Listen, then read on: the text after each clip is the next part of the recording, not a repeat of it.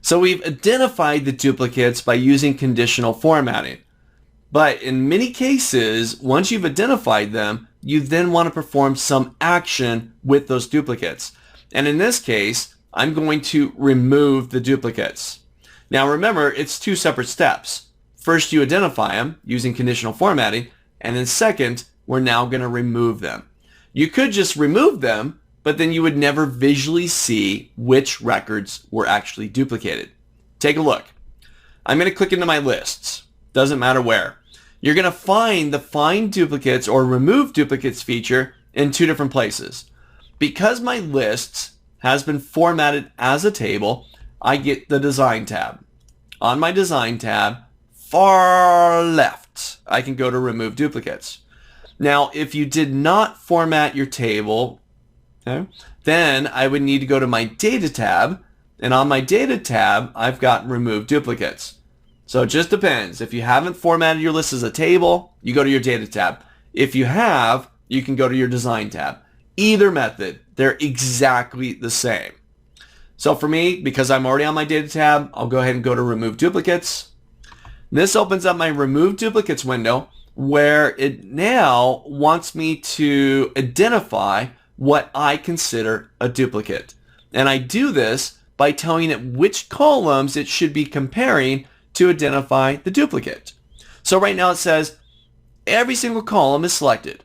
So if every single value in a record matches every single value in another record, it'll consider it a duplicate. That's great. But you know what? Think about this. This is employee information, right? And we got names in here. Well, because all of them are selected, I could potentially miss one.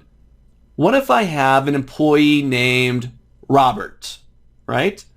And then Robert gets entered a second time into this list. But the second time Robert gets entered, somebody called them Rob or Bob. Well, because the first name is different, Excel will treat it as a unique record. So that may not be very effective in this case to have all of them checked.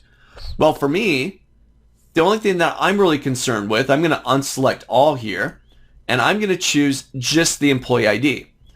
For me, if the employee ID duplicates, that means I have a duplicate record in here because each employee should only have their unique ID. So I'm going to check that employee ID, and I'm going to hit OK.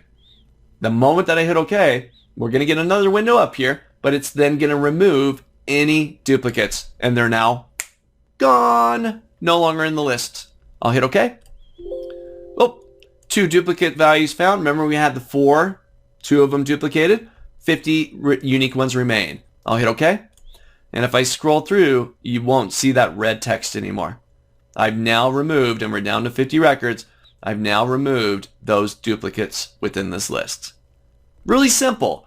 In the olden days, you'd have to go manually through a list and search it yourself, and then delete out anytime you found duplicates. Well, here, really simple. Data tab, remove duplicates, tell it how you're going to identify the duplicate by which columns considered a duplicate, hit the button, and they're gone. Poof!